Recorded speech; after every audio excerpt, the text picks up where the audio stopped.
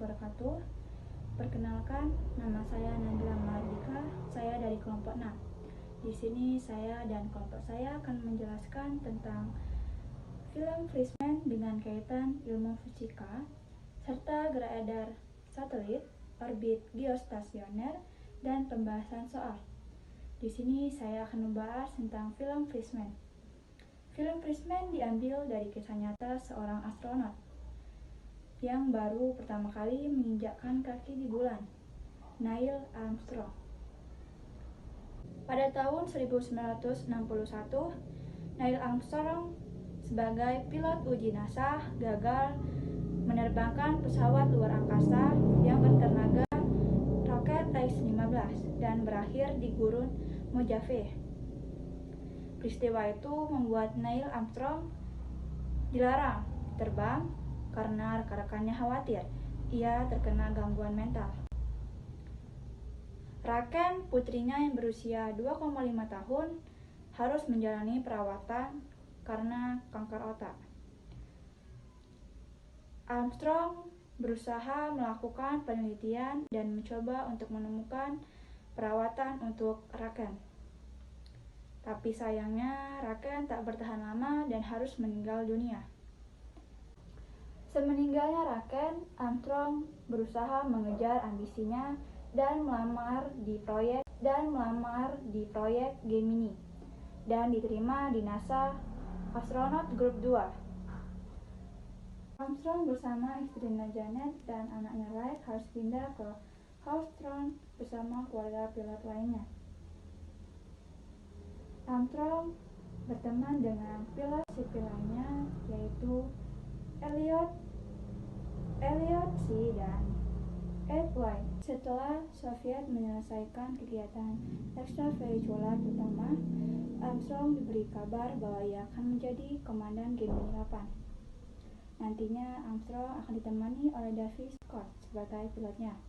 Sebelum berangkat misi, Armstrong mendapatkan kabar yang membuatnya ia sedih, ialah C dan Charles Basket tewas dalam kecelakaan T-38.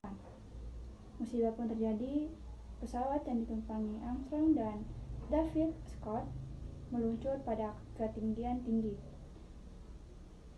Pada saat hampir pingsan, Armstrong mengaktifkan pendorong RCS dan membatalkan misi dengan aman. Baiklah, pembahasan lebih lanjut akan dibahas oleh rekan saya.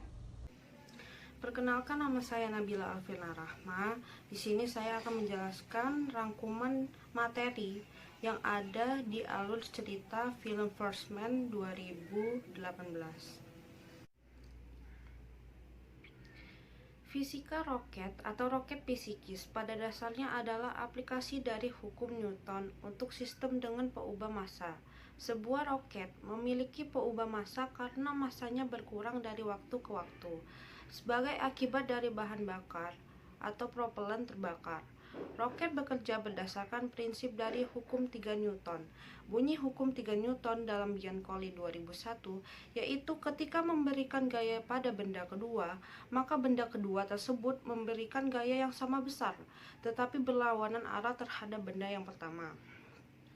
Prinsip kerja roket. Sebuah roket mengandung tangki yang berisi bahan bakar hidrogen cair dan oksigen cair. Kedua bahan bakar ini dicampur dalam ruang pembakaran, sehingga terjadi pembakaran yang menghasilkan gas panas yang akan menyembur keluar melalui mulut pipa yang terletak pada ekor roket. Itulah mengapa roket Apollo 11 yang dipakai oleh Neil Armstrong pada film Fleischmann 2018 berhasil terbang keluar angkasa lalu mendarat di bulan. Perkenalkan, nama saya Fania Ramadhani Fadli. Saya akan melanjutkan pembahasan mengenai film Fleischmann. Kepulangan Armstrong mendapatkan kritik, namun NASA menetapkan bahwa kru tidak bersalah. Kemudian White dipilih untuk menjalankan misi Apollo 1 bersama dengan Gus Grissom dan Roger Covey. Pada saat tes pelatihan peluncuran pada tanggal 27 Januari 1967, terjadilah kebakaran yang menewaskan White dan Apollo 1. Pada tahun berikutnya, Armstrong dipilih untuk memimpin Apollo 2. Kemudian, Armstrong mendapatkan informasi dari Slayton bahwa akan adanya kemungkinan misi peluncuran kali ini akan menjadi pendaratan pertama di bulan. Saat misi semakin dekat, Armstrong menjadi lebih sibuk dan jauh secara emosional dari keluarganya.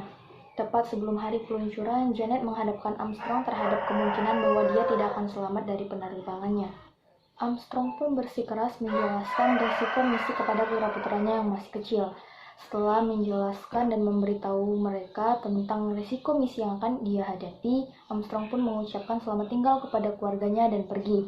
Apollo 2 berhasil diluncurkan dan tiba di bulan 4 hari kemudian. Armstrong dan Aldrin melepaskan dok di modul lunar untuk memulai pendaratan. Mereka menyadari bahwa mereka datang terlalu cepat sehingga akan melebihi lokasi pendaratan yang telah ditentukan. Situs pendaratan baru mempunyai medan yang jauh lebih kasar, sehingga membuat Armstrong mengambil kendali manual dari pesawat luar angkasa. Armstrong berhasil mendaratkan modul lunar dengan sisa bahan bakar minimal. Setelah menginjakan kaki di bulan, Armstrong menjatuhkan gelang karen ke kawah Little West. Misi pun selesai. Para astronot kembali ke rumah dan ditempatkan di karantina. Di karantina, film pidato tahun 1962 John F. Kennedy yang berjudul "Kami Memilih Untuk Pergi ke Bulan" ditampilkan. Lalu Armstrong dan Janet pun berbagi momen kelembutan. Perkenalkan, nama saya Tulfi Hapsa. Di sini saya ingin menjelaskan gerakan edar bulan, bumi, dan satelit. Gerak edar adalah sebuah gerakan yang dilakukan oleh sebuah planet atau sebuah benda angkasa yang dilakukan sesuai dengan jalurnya. Contohnya bumi.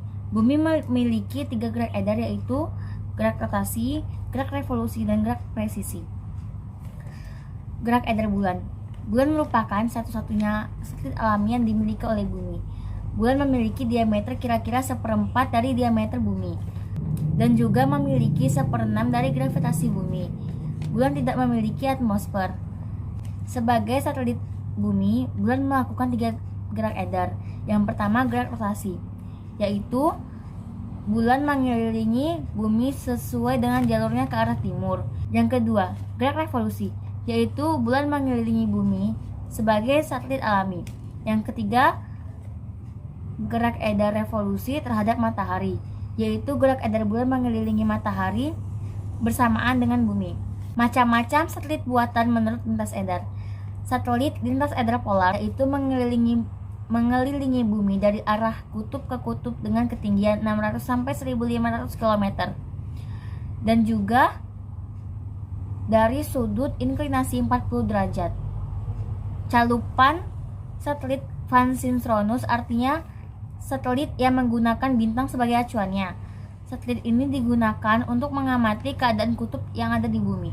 Kenalkan, saya Muhammad Indrawan. Saya akan menjelaskan tentang orbit geostasioner. Orbit geostasioner dalam bahasa Inggris, geostationary orbit, adalah orbit geosinkron yang berada tepat di atas ekuator bumi, garis lintang 0 derajat.